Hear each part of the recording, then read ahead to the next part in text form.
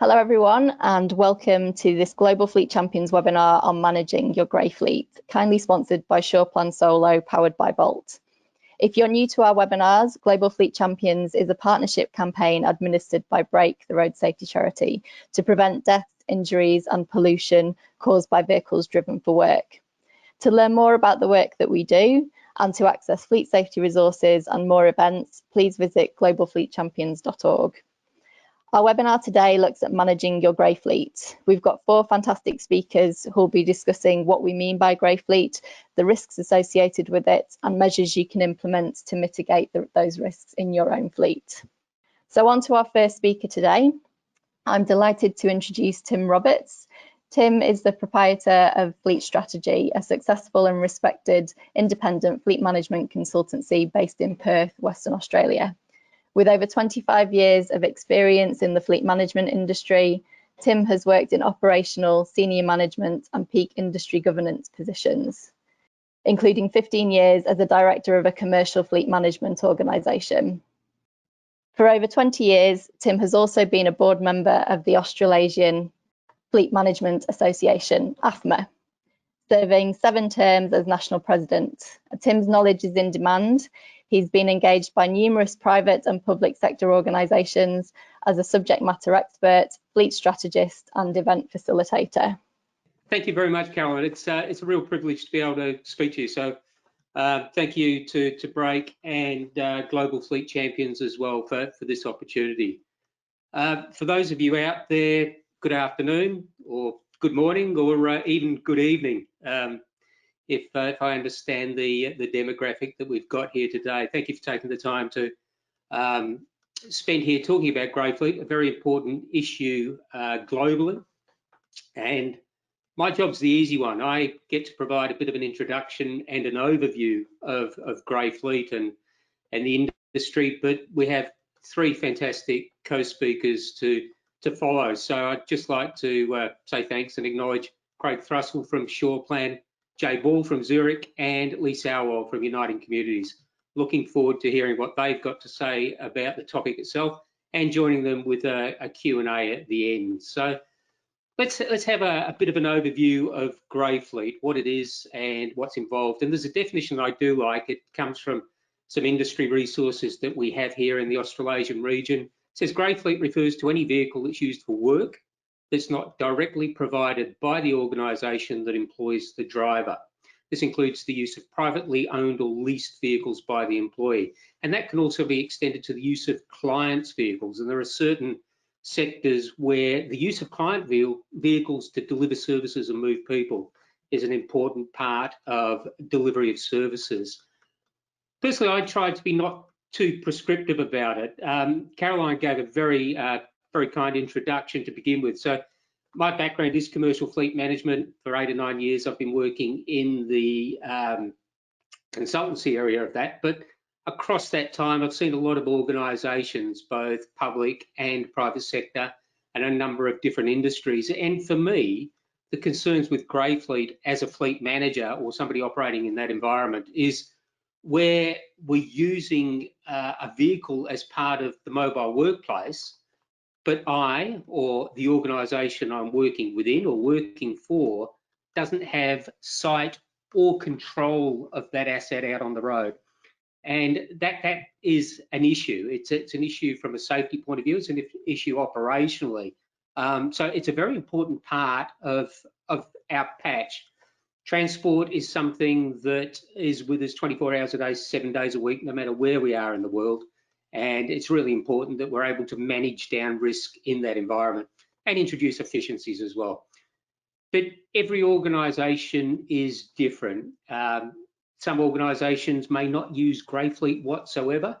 Other organisations may be somewhat reliant on it, and there are a number of different reasons with the business model for that. It's actually very hard to get a grasp on the actual numbers of grey fleet that are out there.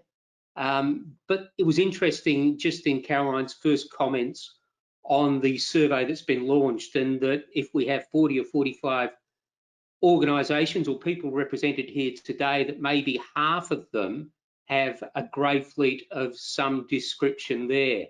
There are There are documents out there that talk about a grey fleet being 2 to 3 times the size of traditional tour trade fleets, but hard statistics can be difficult to come by, and perhaps, you know, in our speakers that follow up, we'll be able to get a little more insight into the scope and scale of the issue that it is. But one thing that I do know is that the grey fleet has been around for many, many years. And from a personal point of view, if I look at my own work history, which extends back quite a ways now, 40 odd years ago, one of the things that I coveted most in my early years as an apprentice was the ability to go and drive my car from job to job. And the reason that I was so coveting of that was that I got paid for that. You know, I got paid an additional amount of money for taking my car. So I had no idea what grey fleet was. I don't think at the time it was a large organisation, really looked at it from a safety point of view, but it was one of those benefits that I had. And if I think about it in those days, you know, if we look at it from a safe systems approach to vehicles, safe vehicles were nowhere near as safe then as they are today. Safe roads and roadsides designs have come a long way. Safe speeds, yep, I guess we still had to comply with them in those days. But safe drivers, there I was, a young apprentice. I would have been in one of the higher risk demographics, driving my own vehicle around there. So there's issues with that. And of course, the employer had no idea what I was driving and how I was driving at the time, because technologies have changed so much. So it has been around for a long while, but in the last 10 to 15 years, I would say it's become far more prominent in our industry, as has the recognition of road safety generally. So a lot of work's being done in that space, but it's still not uncommon to come across a fleet of vehicles which is extensive in the use of grey fleet. And in my commercial fleet management, for instance, I recall that we were managing in a not-for-profit sector a fleet of round about 500 vehicles, and we had been doing that for quite some years, and we thought we were doing a very good job with it. Now, what happened in a period, a group came in and did a safety review of that organisation, and after they'd completed that review, they came back and had a conversation with me about the management of that particular fleet, and they said, "You've got a bit of an issue." And I said, "Well, what do you mean by that?" "We're supplying the safest vehicles that we could. They were well managed." They said, "Well, it's not the vehicles that you're managing, it's the vehicles that you're not managing." And they'd identified over twice that number of private vehicles that were being used to deliver services to customers of that organisation, and they were privately owned vehicles. And it was being done on a regular basis as well. But there were practical reasons why it needed to happen that way. Some of it was about volunteers, some of it was about budgets, but certainly to deliver the services of that organisation, they were reliant on people using their own vehicles. Delivering solutions for those sorts of fleets can be very, very difficult. And organisations that are out there today are doing a fantastic job. And I'm really looking forward to hearing our subsequent speakers talk a little bit more about their solutions, what they've implemented, the problems that they found, and how they've resolved there as well. So the hidden nature of grey fleet is an issue. If you think about a small trades group, for instance, that might be out there on a construction site, sending somebody off down to get some hardware or something like that in their own vehicle, I guess that still constitutes grey fleet as well. And one of the major issues with that, of course, is that those types of small organisations are probably the ones that need the assistance and the help most, but they're potentially the organisations that have the least access to the resources and the knowledge that we in the industry and larger fleets quite often take for granted. So there's a lot of work that needs to be done in that grey fleet space. Why does it exist? Awareness of the issue might be the case in some places. The fragmented nature of transport, logistics, and service delivery and industry generally might be one of those. And I touched briefly on the issues of knowledge and access to that information, the practicality of it, the practicality of the need perhaps for some people and organisations to move people in private vehicles. And then there's the financial considerations as well. So there's a lot to consider in that space. And even in the large fleets today, we can still see that.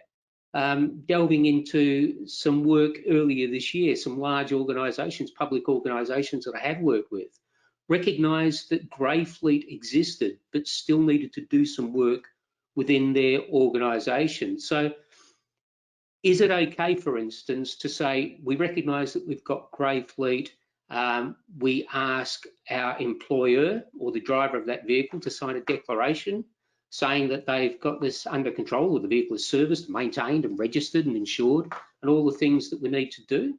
Is that sufficient for an organisation, or do we need to move beyond that and have firmer and better controls and insight of the fleets that we're actually running? So there's a lot of issues there. For up front, it's absolutely about safety. It's about minimising risk in the mobile workplace. But then there's the organisational risk that actually comes with that as well. We've got to consider things like chain of responsibility. It is the mobile workplace. Every employee has the right to a safe work environment, and every road user has the right to a safe work environment. Every employer or organisation has an obligation to provide that safe working environment. And it's that transaction and that dealing there that we've got to have a look at, and that chain of responsibility within an organisation. It really just doesn't stop at the colleagues of the driver of the vehicle. It steps up through the management and even into the executive of that organisation, having control of that mobile workplace and ensuring that workers in that workplace are safe at all times, even if they're out on the road. So it's front and centre, it's a road safety risk. Grey fleet is about managing the data, having data. It's about making sure that the vehicles are serviced and maintained, that they are reliable, that they are insured. And maybe Jay might touch on this as well. Are they insured correctly? You know, if it's insured for the family, is that suitable for business use purposes? So there's a number of different issues that we have to look at. Primarily, the best solution is to eliminate the risk. If you look at a hierarchy of control, if you can eliminate the risk, that's always best. But if you can't do that, then we've got to start having a look at how we mitigate those risk solutions. So acknowledge the practical limitations, look at safe systems and the progress of an organisation, how you can develop the right processes and controls for the fleet. From my own point of view, I ask four questions whenever I step into a strategy for any organisation, and they're applicable for any element of that. But I would ask 4 questions: why, what, how, with. Why is about understanding the need. What is about the standards, the controls, and the resources that are needed. How is how we plan to put that initiative in place. With is the toolkit and the resources that we actually use to do that as well. Now, my job is an introduction. I think that's enough for me. Caroline, we do have an animation that you have now that you can provide, obviously, to the delegates or the people who are here today after the event. I look forward to the Q&A, and I also now look forward to listening to our next speakers. So thank you very much. Our next speaker is Craig Thrussell. Craig is the Sales and Relationships Manager for SurePlan, a fleet risk management company dedicated to creating a safer New Zealand by delivering collision, claims and effective risk reduction solutions to fleets. Craig's got extensive experience of working with fleets to identify how they can reduce their road risk, so we're really pleased to have him with us today. Lovely, thank you, Caroline, and thank you, Tim. That was quite the introduction to Grey Fleet. Really appreciate it, and there's a lot to think about and live up to with this little presentation. So I'm Craig Thrussell from SurePlan, and I hope to provide some insight into our understanding of Grey Fleet and how we identify, benchmark and reduce driver risk for organisations like yours. As Caroline said, I've been in the industry for a little while. This is what we do. We look at risk, we manage incidents, and we create safer drivers. So today I'd like to ask some questions along the lines of how do we measure driver risk? Does this include phone use? And what steps are in place to promote a safe driving culture within an organisation? But first, let's better understand what driver risk means to corporate fleets. Our Ministry of Transport have sufficient data to suggest that work-related crashes are a very significant part of road harm, and that road crashes are likely to be the single largest cause of work-related fatalities in New Zealand. I know we have some international delegates, so I'd suggest you seek out these stats for yourself locally. They might not be as horrifying as ours, but ours are pretty horrifying. They're right up there. Under the Health and Safety Work Act of 2015, driver risk could affect not only your organisation, and this is, again, I'm talking about New Zealand, but you personally. Understanding driver risk using appropriate resources and processes is essential to ensure the safety of your staff behind the wheel. So when we talk about grey fleet and measuring risk by best-in-class driver behaviour analytics, what we're talking about is that it takes time to change driver behaviour.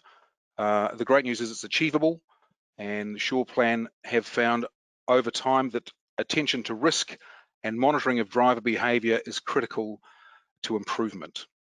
So really we're asking, how do you achieve that in grey fleet? We can do it with owned fleet. We can put hardware in there and GPS, but we don't have a good view of grey fleet and our ability to understand risk in that area. But happily, a solution is already in your driver's pockets. Believe it or not, it's a smartphone. You can probably believe it based on that graphic. SurePlan Solar Drives, SurePlan has found, where am I? Sorry, my apologies. SurePlan Solar Drives algorithms identify when you are in a moving vehicle, registers driving-related incidents as they occur during each trip, and driver behaviour analytics are provide risk analytics with behaviour data after each trip. This provides insights on phone use, excessive speed, acceleration, and braking.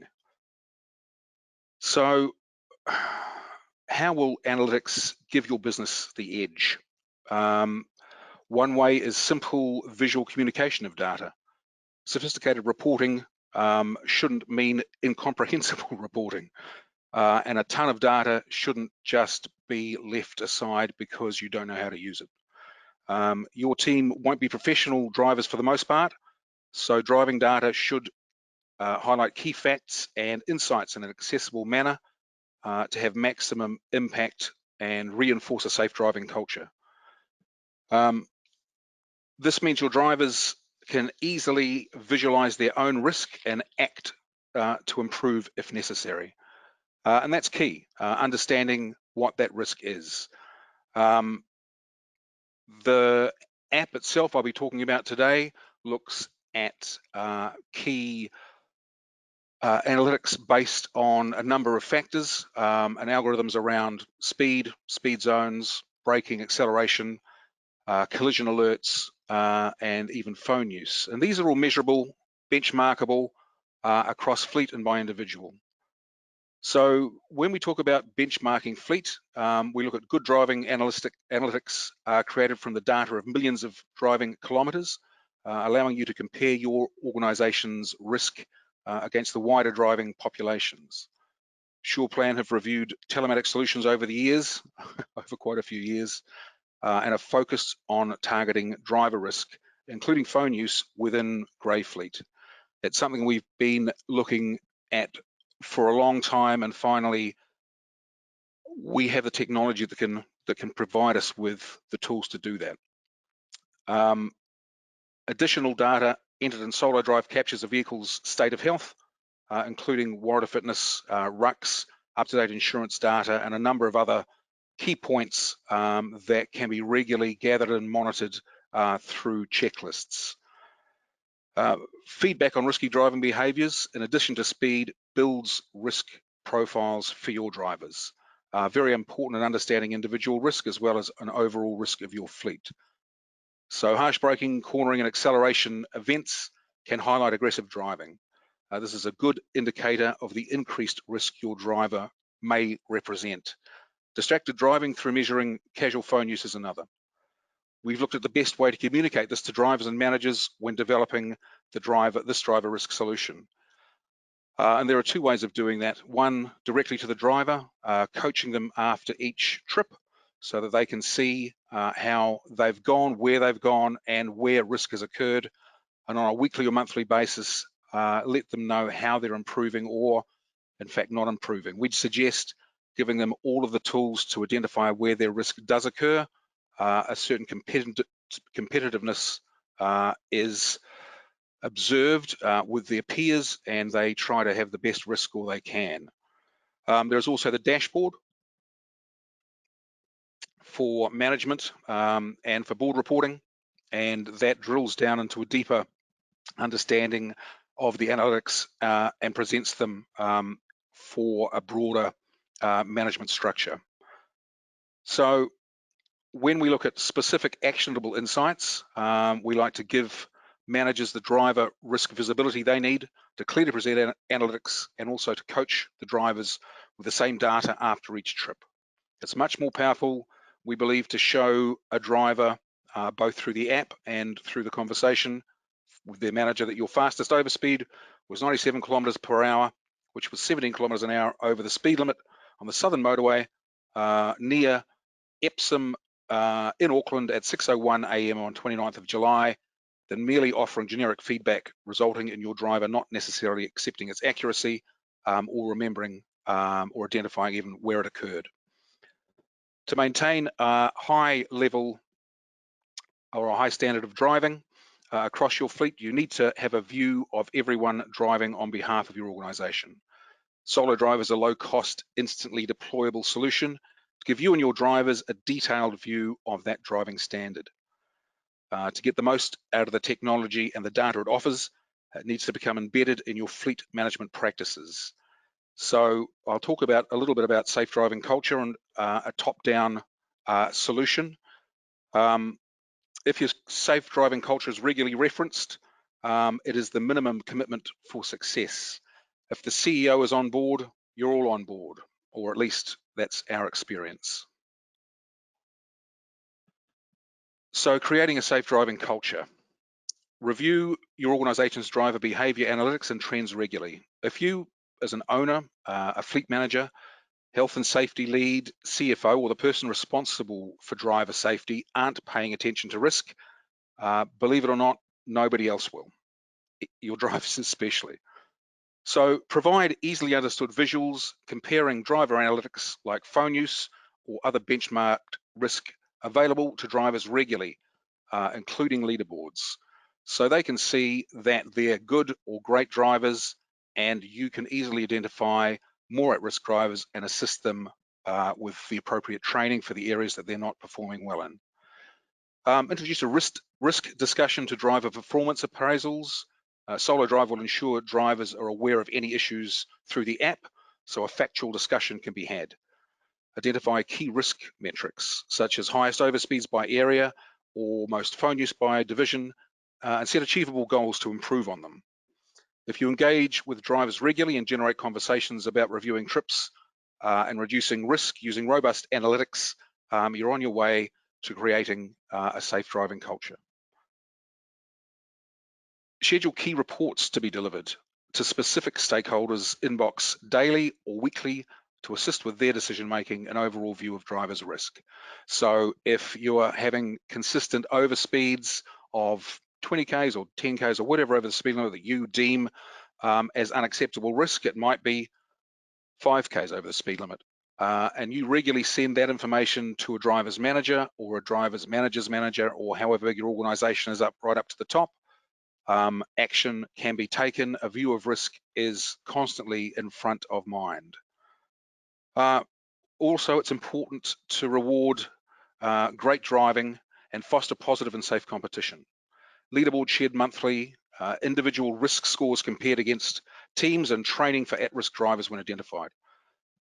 Use these ideas to cement your safe driving culture with all staff.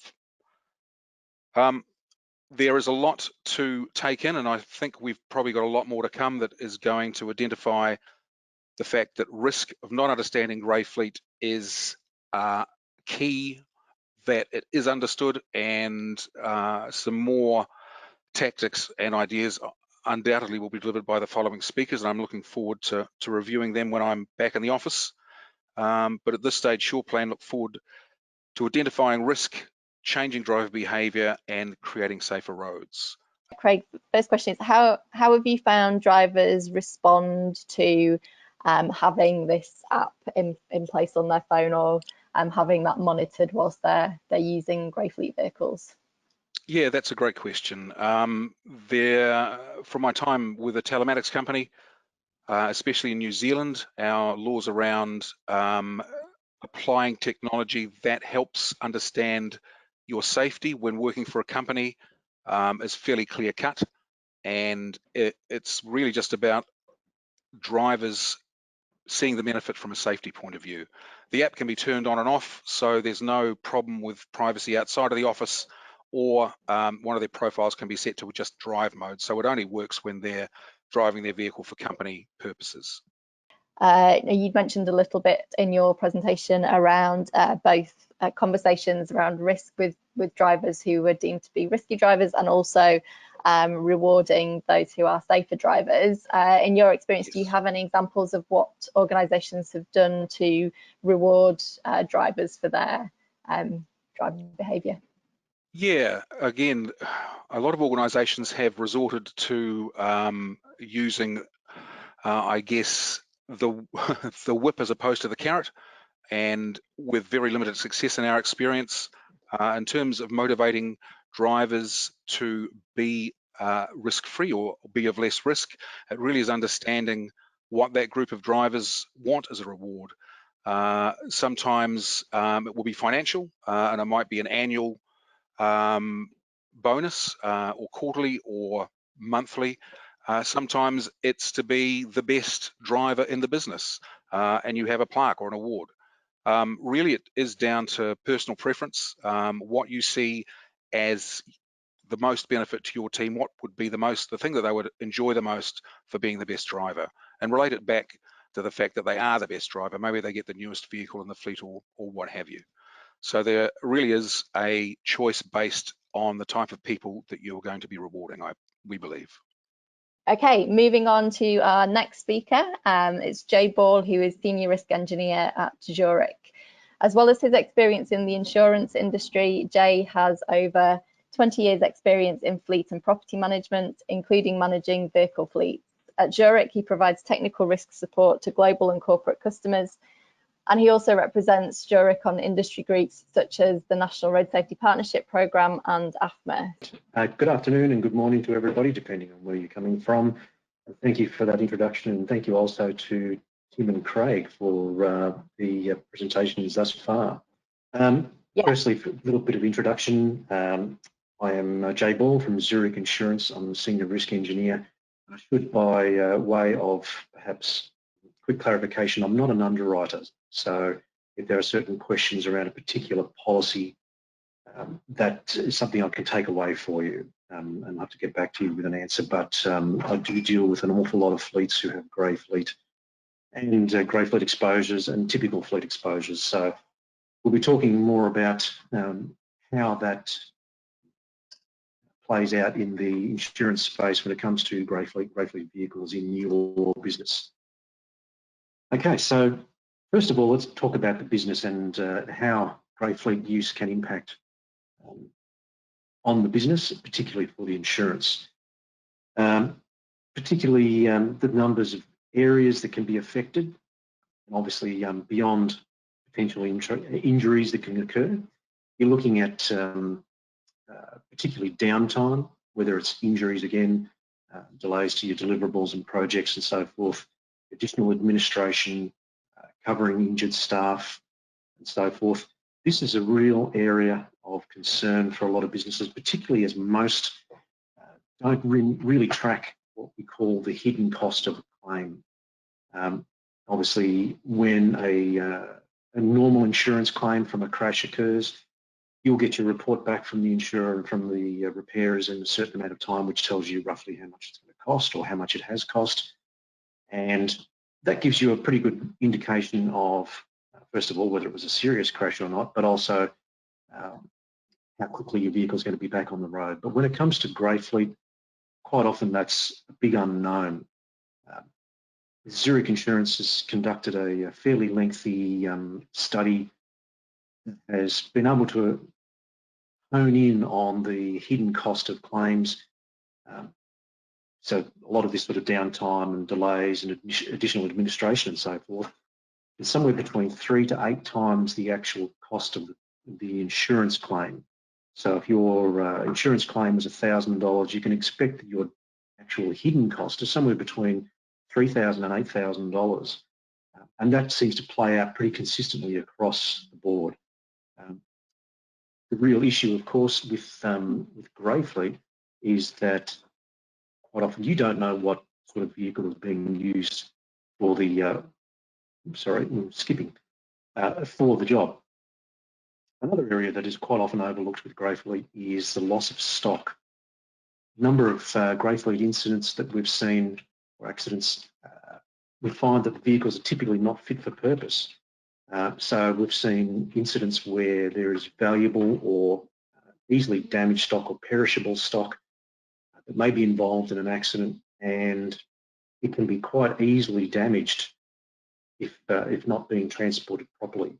So one quick example for that is a Holden Commodore that was being used to deliver some fairly expensive or high-tech medical equipment. It was involved in a crash, and subsequently all those items were significantly damaged. They may be covered in the claim. Typically, most commercial insurance policies will allow a business to claim for the loss of the stock. But if it's not fit for purpose, there may be certain wordings depending on your insurer and the policy, which will preclude certain items being claimed if they're not being transported properly or in a suitable manner. And of course, there's the risk of visibility. Most of the grey fleet vehicles are an unknown risk. The make and model, the age of the vehicle, the maintenance standard, your ANCAP rating, all are fairly unknown. In my time, I've seen quite a varied range of vehicles being used in the grey fleet space.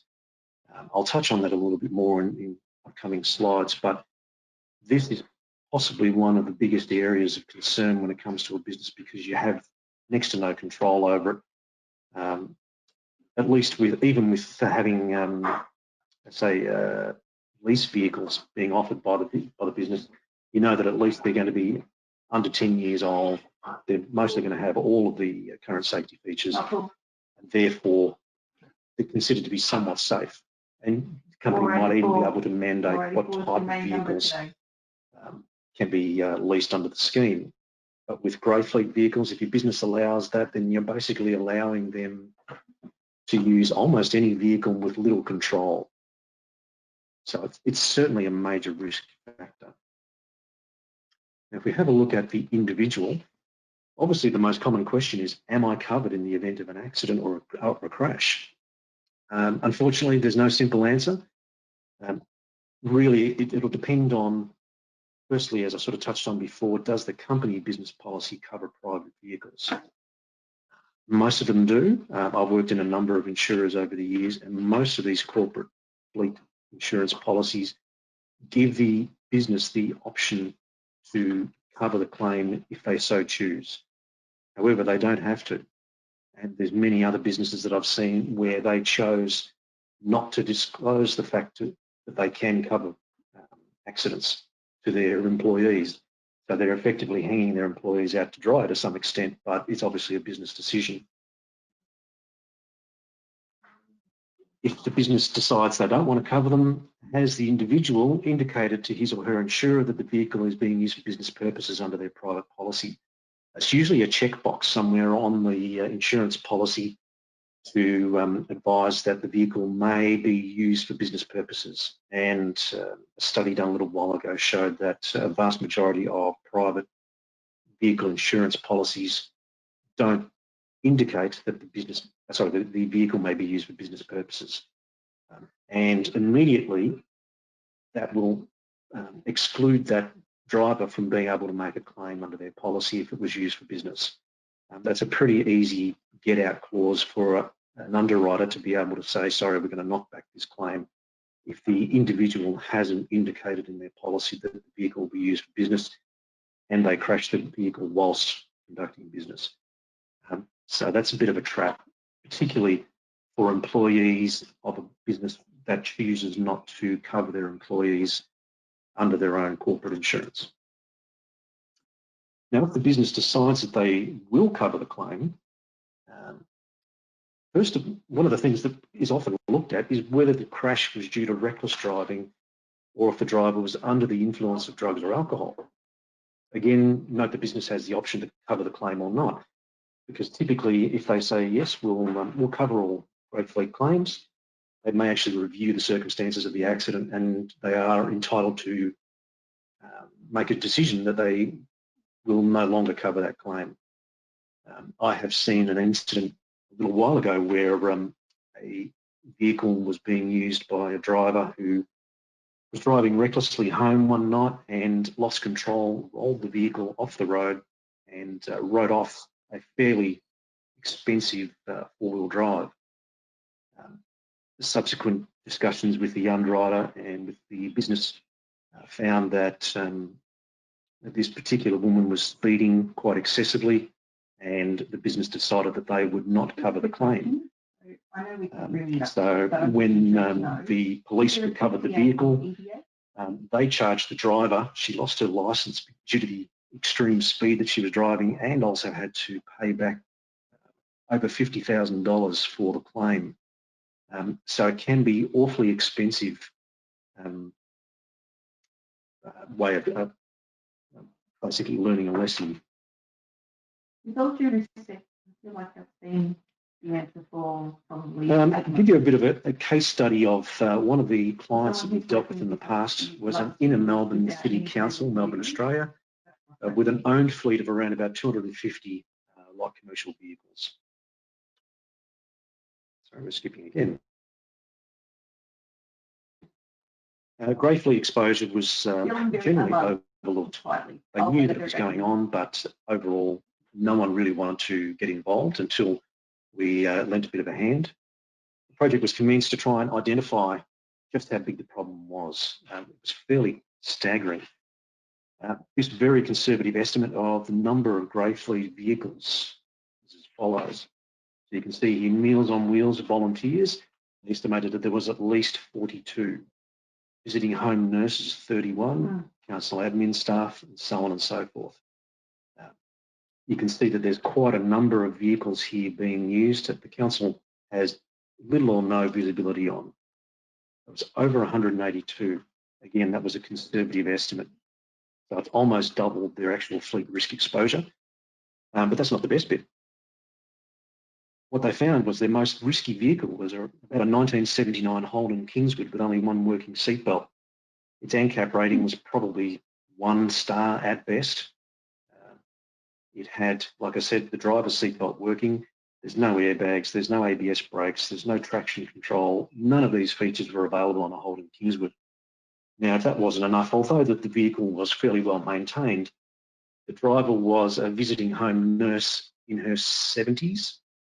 She was volunteering her time, and not only was she being so good as to visit people at home and provide care, but from time to time she would actually transport elderly members of the public from their home to, say, a hospital or to a clinic for some treatment and then take them back home again. So we sort of had to highlight that one to the council because we saw that as a serious risk. If something happened whilst that driver was transporting members of the public in what is effectively a fleet vehicle for the council, for the business, there would be some really uncomfortable questions to ask.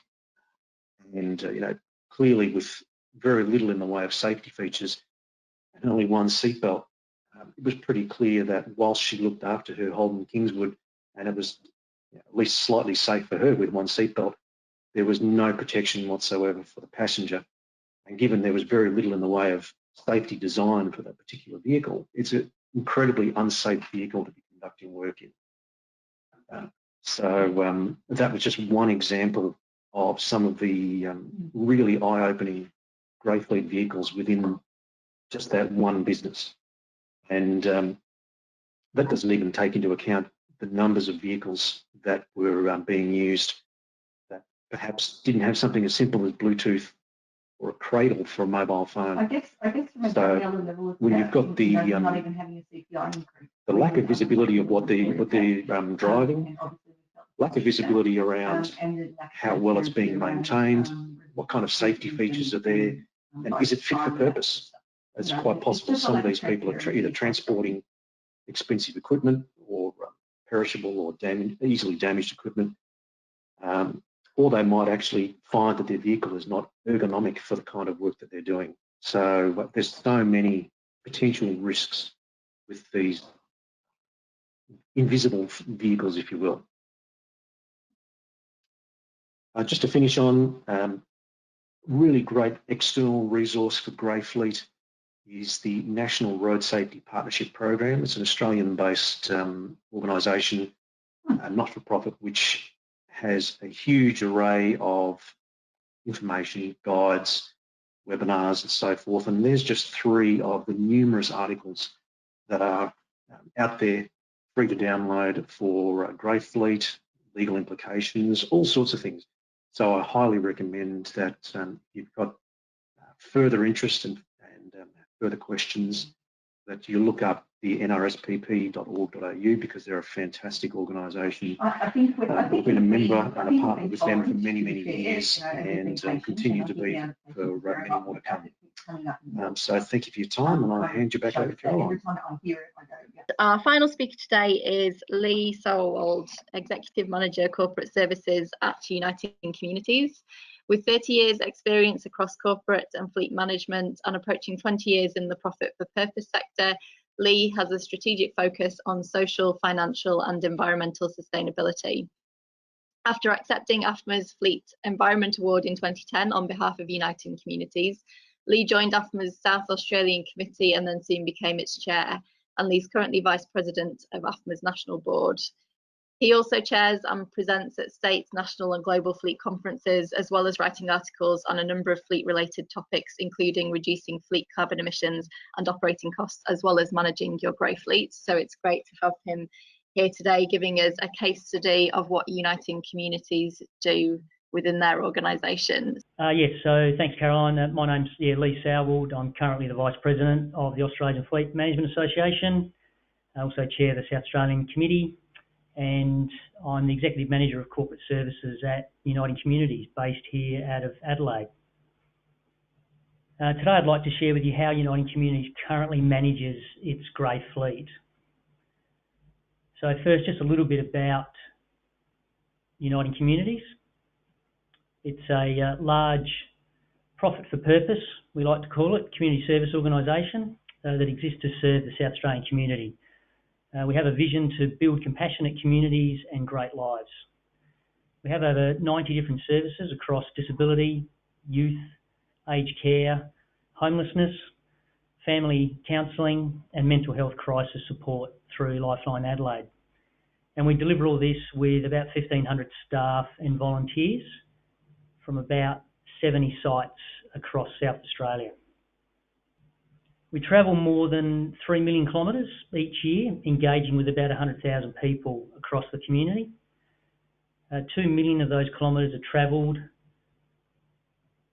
in our company-owned motor vehicles. We have about 140 of them, which are 5-star ANCAP rated vehicles. And as a certified carbon neutral organisation, we currently run hybrid petrol-electric vehicles to help minimise our carbon footprint. However, we also have an estimated over 300 grey fleet vehicles. I think Tim mentioned at the outset that grey fleet can be 2 to 3 times more than your company fleet, and that's certainly our experience. And they're travelling another 1 million kilometres every year. A grey fleet, it's hard to see. It's also known as the invisible fleet. It's generally out of sight, so it's not in our thoughts like it should be and needs to be. I mean, the reason you need to keep it front of mind is because it's vital that organisations ensure they have the appropriate checks in place to meet their legal responsibilities as part of their duty of care to their staff and their clients and the public. In accordance with Australian legislation, you need to have done everything that a reasonable employer can to provide a safe workplace. And this includes all vehicles used for business purposes, both company and grey fleet. So then, just what is reasonable? That is the question. If an employee's car is used for business travel, the employer has a duty of care to ensure that the car is fit for purpose, it's registered and roadworthy, and the employee has a valid driving licence. In addition to driver's licence checks, grey fleet drivers also need to advise their motor vehicle insurance company that they're using their vehicle for some business use, or otherwise their insurance may be void in the event of a claim. However, at Uniting Communities, we actually do take up an extension of cover on our usual company motor vehicle fleet insurance policy, which also covers some aspects of our grey fleet. And Jay mentioned that in his presentation. And we actually see this as a value add for our employees. Grey fleet drivers also need to ensure that their vehicles are regularly serviced and maintained for roadworthiness. Now, the consequences of not managing the grey fleet appropriately can be many. There's the obvious legal risks and associated potential fines, high costs, high carbon footprint, as well as potential damage to your organisation's reputation, not to mention the catastrophe of a seriously injured or deceased employee in the workplace, which is something I'm sure we'd all rather avoid. For all of your fleet, including grey fleet, you can lead a culture of safety and sustainability. So that's the good news. And it begins with your policy and procedures. This is what we do at Uniting Communities. We've started with our policy and our procedures. You can and should treat your grey fleet vehicles like your company cars and implement the same policies. You just need to make specific mention of them in your policy around their definition and note any specific differences where applicable.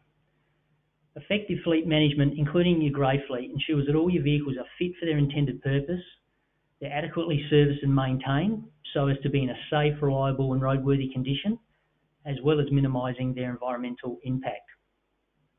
So after you've toiled away and you've brought together a brilliant company and grey fleet policy and procedure, it's all to no avail if no one's going to take the time to read it. Importantly, staff need to be made aware of their responsibilities to comply with policy requirements for company and grey fleet vehicles. So a great way to communicate your grey fleet policy is to produce a company and grey fleet policy declaration, which must be signed by the drivers to indicate that they've read and understood the policy. This will help communicate the policy and to gather evidence that drivers have been made aware of their responsibilities, something any reasonable employer should do. So in addition to our motor vehicle policies and procedures, at Uniting Communities, we also have an agreement for use of grey fleet vehicles. So it's a specific agreement which covers all aspects of grey fleet management to maintain a safe work environment. Our policy covers driver's licence conditions, vehicle registration, insurance requirements, rules of the road, driver distraction, visual inspections, crash response, illegal drug use, infringement notices, roadworthiness, the list goes on, and everything in between. If our grey fleet is used outside of these agreement conditions, it can then become a disciplinary matter, which may result in termination of employment, and we make no apologies for that. You can also exercise some further controls over your grey fleet in a number of other ways. You might consider limiting the age of your grey fleet vehicles for both safety and environmental reasons. We've heard some examples today that perhaps limiting some age of vehicles could be a good thing.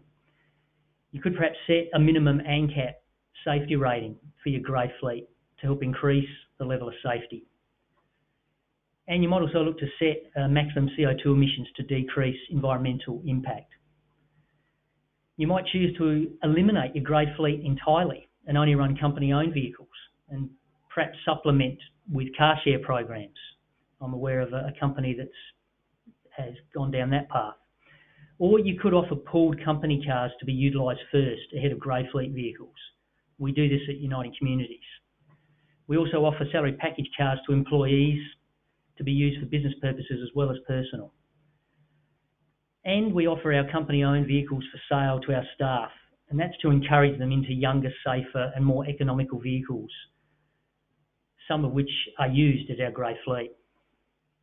So what else do you need to do? Well, you also need to influence driver behaviour. You need to educate your drivers. And there's numerous ways you can do this, from practical driving courses through to educational training sessions. At Uniting Communities, we utilise online driver e-learning safety education training, and this is mandatory for all of our drivers, including our grey fleet, in an effort to influence our drivers' attitudes and behaviour and make them all more safety aware. So just to summarise, don't lose sight of your grey fleet. Treat your grey fleet like your company fleet. Your motor vehicle policy needs to be for both your company and grey fleet vehicles and drivers. Ensure your grey fleet is fit for purpose, the vehicle's registered, roadworthy, serviced regularly, and the employee has a valid driving licence. Communicate the updated policy by having grey fleet drivers sign an agreement for use of grey fleet vehicles. Consider controlling and limiting the use of grey fleet where you can. And finally, influence your driver behaviour with ongoing mandatory motor vehicle safety training. Perhaps just a final comment, it can sometimes seem overwhelming to tackle grey fleet, but the most important thing you can do is to make a start. Take stock of your current fleet, your current grey fleet, measure it. Good management always starts with good measurement. Survey your entire fleet, including your grey fleet. Knowing how much of grey fleet you have and where it is helps you plan your next steps. It's important to put a plan in place. Engage the key people in the business and make them aware, and most importantly, keep at it. It's going to take some time, but follow your plan and keep making progress towards managing your grey fleet. So we just have, I've got a couple of questions through. If there's any others, please send them through as well.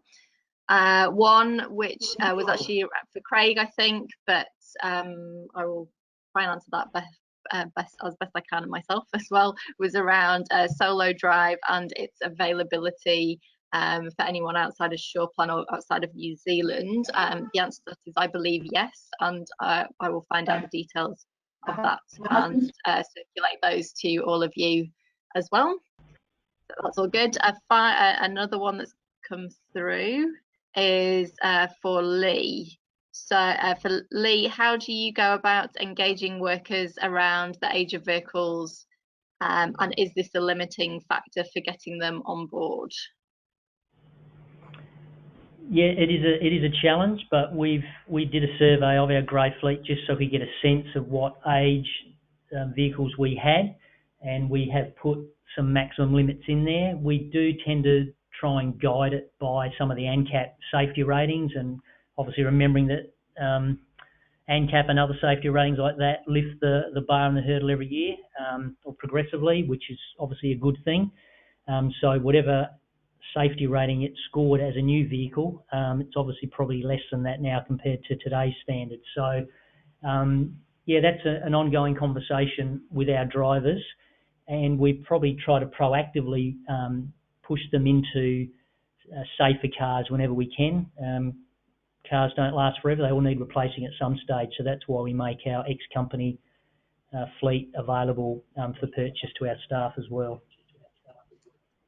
Yeah, that's great, thanks. And you also, because you mentioned you'd surveyed your staff in relation to the grey fleet and their vehicles, what sort of details did you ask for? What questions did you ask to help you gain the information you needed? Yeah, so it's probably the next stage that we're looking at. So we've got one system for our company fleet. We're looking at bringing all of our grey fleet onto that same system. So it's always a work in progress, and that's one of our next projects. So we had to go out and survey those parts of the business that were running the grey fleets and get all the typical information you'd expect to see in any system, just details around what types of vehicles we had, age of vehicles, how often they're being used. We've got reimbursement data that we can get through our payroll system, so we get a bit of a sense of that. But yeah, just all the typical questions and information you expect to see in a fleet is what we went out and surveyed, so we could get a sense of what was out there, and also how much. Yeah, that's great, thanks. And a question for, well, Tim, but anyone else who wants to put in an answer to this as well. So if for an organisation that is just starting out in terms of finding out more about their grey fleet, and I guess surveying will be one of the answers to this, but where do you recommend starting as a good starting point for kind of assessing and managing grey fleet? So to Tim first. Yeah, look, I think what Lee's doing across the board, and that's the first time I've heard this presentation from Lee, is really best practice. The depth and the scope that his organisation has gone to identify and address the issues of grey fleet is really great. One of the things that he mentioned, and I think it's critical and right up front, is that communication and engagement strategy.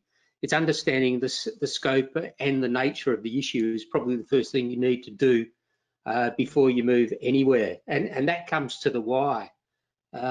Again, just talking about elimination, you know, if you can challenge the use of grey fleet, it's always the best option because eliminating the risk is the best strategy, but it's often not possible to do that. And I used the example of an organisation that we'd been blissfully managing for a number of years, that we were unaware of the grey fleet risk, and because of the nature of grey fleet being managed at that time by HR and through payroll, and the disconnect with the fleet area with the tool of trade, it was very difficult to do that. So look, long-winded answer to a very short response, and I think that would be that communication and engagement strategy is the primary piece there.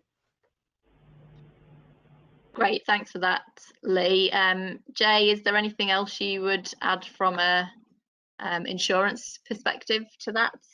Look, as far as an insurer goes, the biggest thing is really making sure that you are keeping track of all of the vehicles that are being used for your business wherever possible.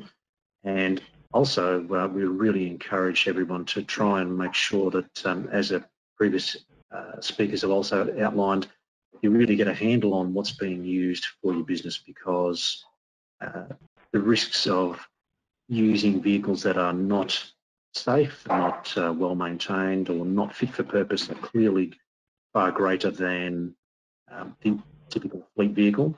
But I would also encourage everyone to start looking at the insurance claims you're getting through, because some of these will perhaps contain grey fleet vehicles within your insurance data. So I've worked with many clients who have had a number of claims over the years and haven't necessarily done any investigation as to whether or not the vehicle is part of their own fleet or part of the grey fleet. And so it's always handy to really go back and have a look, because sometimes you'll find these other vehicles are popping up, sometimes more often than the fleet vehicles. They may not be fitted with reversing cameras or sensors and that sort of stuff. So you might be finding people are claiming for scrapes and dings that may or may not have occurred had they been using a more modern vehicle. Start small and work up big. That's great. Thanks for that advice, Jay. That's brilliant. That's all the questions that we've had for today. So thank you to all of our speakers for being part of that Q&A session. If anyone does think of anything following today's webinar, feel free to drop me a line at break, and we'll do our best to help you out and answer your questions in that space as well. So I know we've run slightly over time. Thanks very much for continuing to participate in this and listening to that Q&A session. So I hope you found today's webinar useful and interesting. Please do fill in the feedback survey when you leave the webinar. It's really useful in helping us plan future events. Thank you again to all of our speakers today and to all of you for taking part wherever you are. Really appreciate you joining in with us, particularly at this time when I know some of you are still in varying degrees of lockdown and restrictions in place due to COVID as well. So thank you for participating. Hope you found it useful, and we hope to see you at another webinar soon.